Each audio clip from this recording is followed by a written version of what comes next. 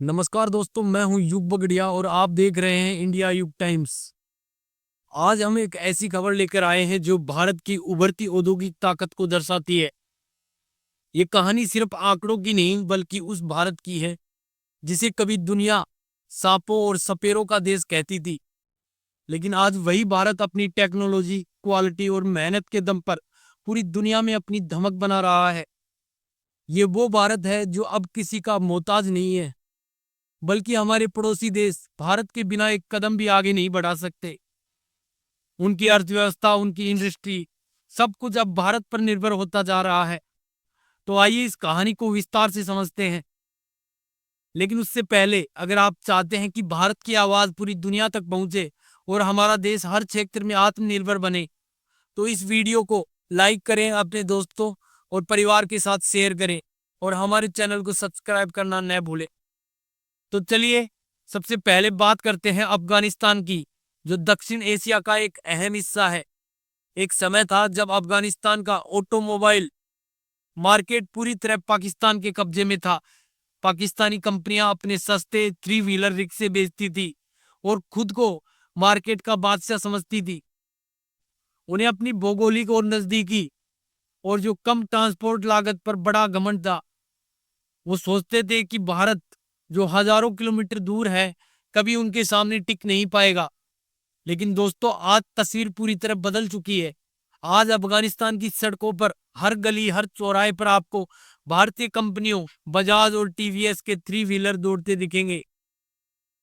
काबुल की व्यस्त गलियों से लेकर कंधार के बाजारों तक, हैरात के चौराहों से लेकर जो जलालाबाद की सड़कों तक, भारतीय रिक्शे ऐसे दौड़ रहे हैं जैसे ये अफगानिस्तान नहीं बल्कि मुंबई या दिल्ली की सड़कें हों। आंकड़े बताते हैं कि अफगानिस्तान में इस समय करीब 3,50,000 थ्री व्हीलर चल रहे हैं और इनमें से 80% से ज्यादा भारतीय ब्रांड के हैं।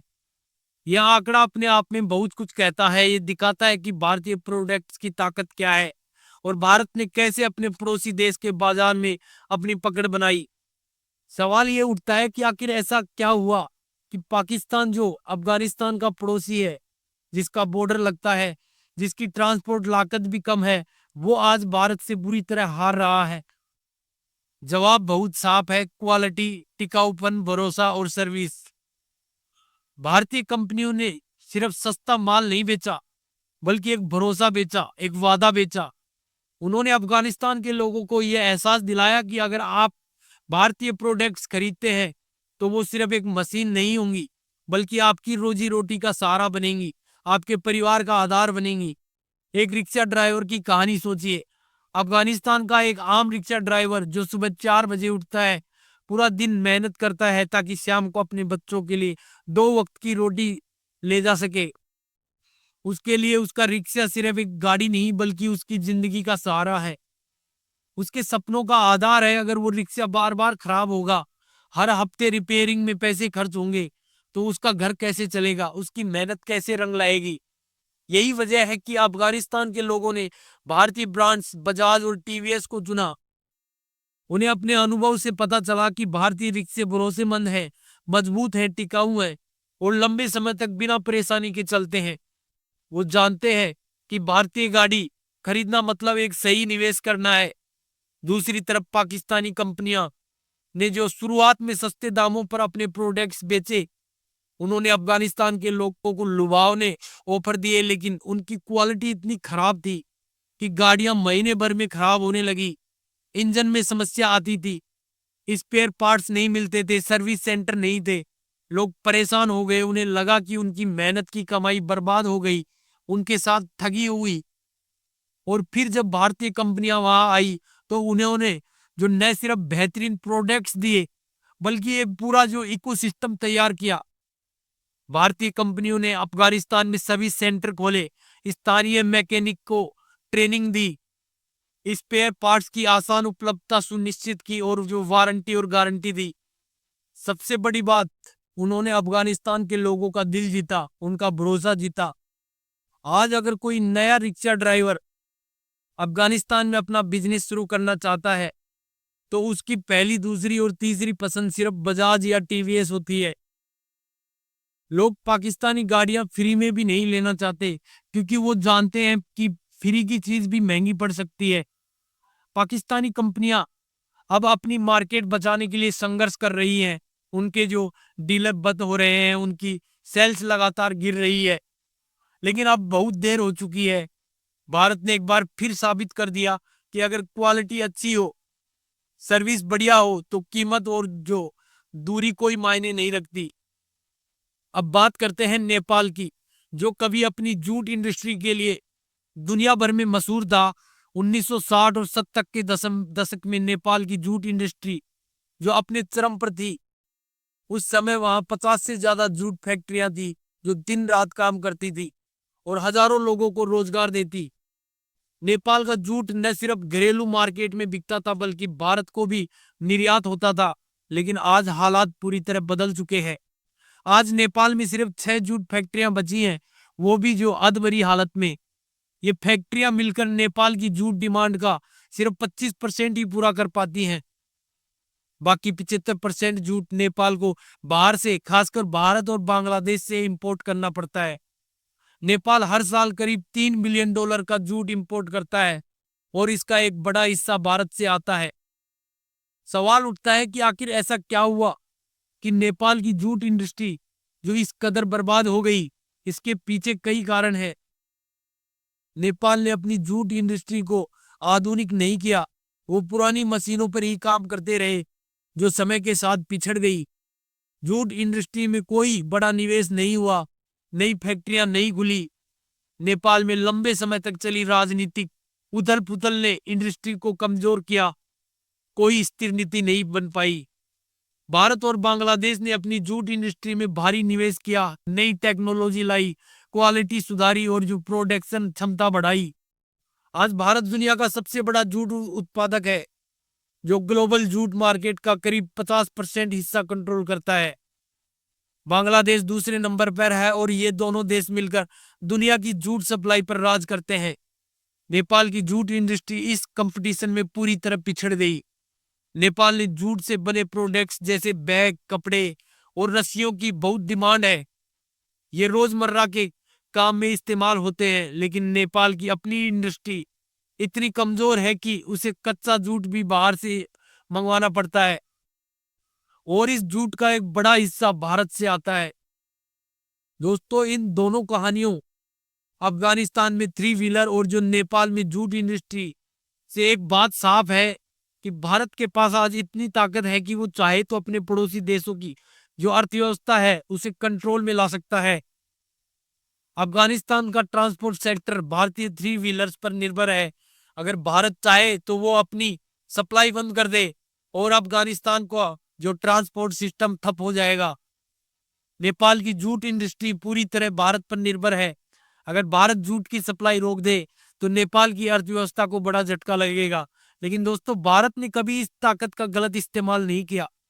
भारत ने कभी अपने पड़ोसियों पर दबाव नहीं बनाया, बल्कि भारत ने हमेशा एक जिम्मेदार पड़ोसी की तरह काम किया। ये फर्क है भारत और बाकी बड़े देशों में, जैसे अमेरिका, चीन और रूस। ये देश अपनी ताकत का इस्तेमाल दूसरों पर हावी होने के लिए करते हैं, लेकिन भारत का तरीका अलग है। भारत मानता है कि अगर पड़ोसी मजबूत होंगे तो पूरा क्षेत्र स्थिर रहेगा और सबका विकास होगा। भारत ने हमेशा अपने पड़ोसियों को सपोर्ट किया, चाहे वो अफगानिस्तान में मानवीय सहायता हो या नेपाल में जूट की सप्लाई। एक दिलचस्प घटना बांग्लादेश की है। जब वहां भारत विरोधी माहौल बना तो भारत ने बांग्लादेशी जूट का इंपोर्ट रोक दिया। इस एक फैसले ने बांग्लादेश की जूट इंडस्ट्री को हिला दिया। हजारों मजदूर बेरोजगार हो गए। यह घटना दिखाती है कि भारत की मार्केट पावर कितनी बड़ी है। भारत चाहे तो अपने पड़ोसियों की अर्थव्यवस्था को झटका दे सकता है, लेकिन भारत ऐसा नहीं करता। भारत एक जिम्मेदार पड़ोसी की तरह व्यवहार करता है। दोस्तों, भारत की ये ताकत रातों रात नहीं बनी। ये दशकों की मेहनत है, सही नीतियां और क्वालिटी पर फोकस का नतीजा। 1945 में शुरू हुई बजाज ऑटो ने कभी क्वालिटी में समझौता नहीं किया। इसने जो ऐसे प्रोडक्ट्स बनाए जो भारत के कठिन हालातों में भी चलते रहे। आज ये कंपनी अफगानिस्तान की सड़कों पर राज कर रही है। बजाज और टीवीएस ने न सिर्फ बेहतरीन रिक्शे बनाए बल्कि अफगानिस्तान में एक ऐसा पूरा सपोर्ट सिस्टम तैयार किया। सर्विस सेंटर, ट्रेनिंग और जो स्पेयर पार्ट्स की उपलब्धता ने लोगों का भरोसा जीता। भारत में जूट की खेती और इंडस्ट्री का जो लंबा इतिहास है, भारत ने कभी हार नहीं मानी। भारत ने अपनी जूट इंडस्ट्री को आधुनिक बनाया, नई टेक्नोलॉजी लाई और जो रिसर्च में निवेश किया। आज भारत में जूट से न सिर्फ बोरे बल्कि इको फ्रेंडली बैग और जो फैशनेबल प्रोडक्ट्स बन रहे हैं जो पूरी दुनिया में मशहूर है। भारत सरकार ने भी जूट इंडस्ट्री को सब्सिडी और टेक्नोलॉजी अपग्रेडेड के लिए मदद की। आज भारत में हर साल करीब 2 मिलियन टन जूट का प्रोडक्शन होता है। भारत की जूट मार्केट की वैल्यू $5.5 बिलियन से ज्यादा है। ये इतना बड़ा मार्केट है कि अकेले भारत की डिमांड से नेपाल और बांग्लादेश की अर्थव्यवस्था को सपोर्ट किया जा सकता है। दोस्तों, भारत की ये औद्योगिक ताकत लगातार बढ़ रही है।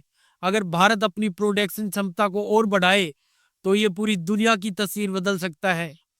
लेकिन इसके साथ कुछ चुनौतियां भी हैं। कंपटीशन का खतरा, अगर नेपाल और बांग्लादेश को नए मार्केट्स मिल जाते हैं तो वो भारत के साथ प्रतिस्पर्धा शुरू कर सकते हैं।